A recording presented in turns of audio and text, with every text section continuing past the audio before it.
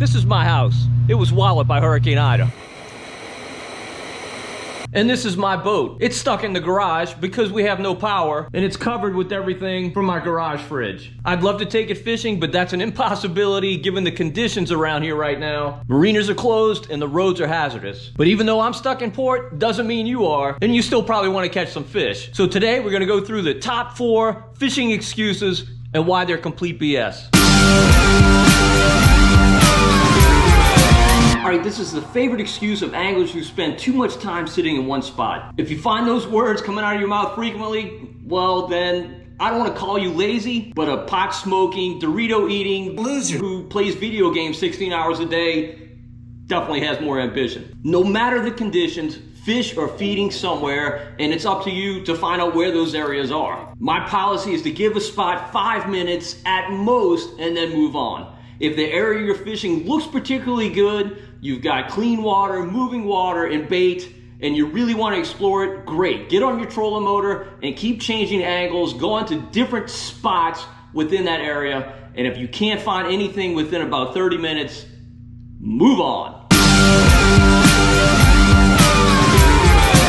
Alright, wind is definitely the bane of anglers. It limits how you can fish, where you can fish, and what you can throw when you're there. No angler would ever get back to the dock with an empty cooler and say, you know what the problem was? We just didn't have enough wind. But there are at least a few benefits that wind can provide. The first is that it ruffles surfaces, making fish a whole lot less spooky. And that's particularly important if you're fishing in shallow water, trying to sight fish, redfish, or as I did on a recent trip, bonefish. And wind also blows water around, making predictable ambush spots for game fish. That's particularly true at pinch points because the water there is constricted, so it moves more quickly. If you fish on the edges of those pinch points, you can very often get on a really good bite.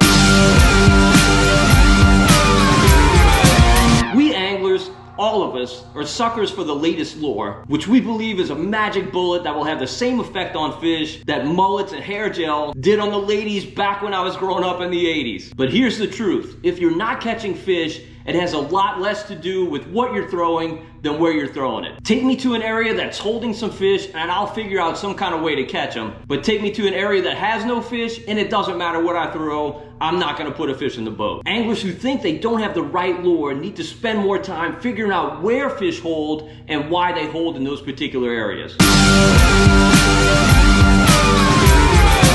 If you're an inland fisherman, you don't have to worry about this one. But if you fish along the coast, you know that there's no more challenging situation than a neap tide. Coastal fish are just conditioned to feed when that water's moving, and when it's not moving, they look at whatever you're throwing and just yawn. Big catches on neap tide days are the exception rather than the rule, but there are 2 strategies you can employ to put fish in the boat on those days, and they're actually polar opposites. The first is to try and get reaction strikes. That's what happens when you throw a fast-moving bait and it moves directly past a fish and it just reacts.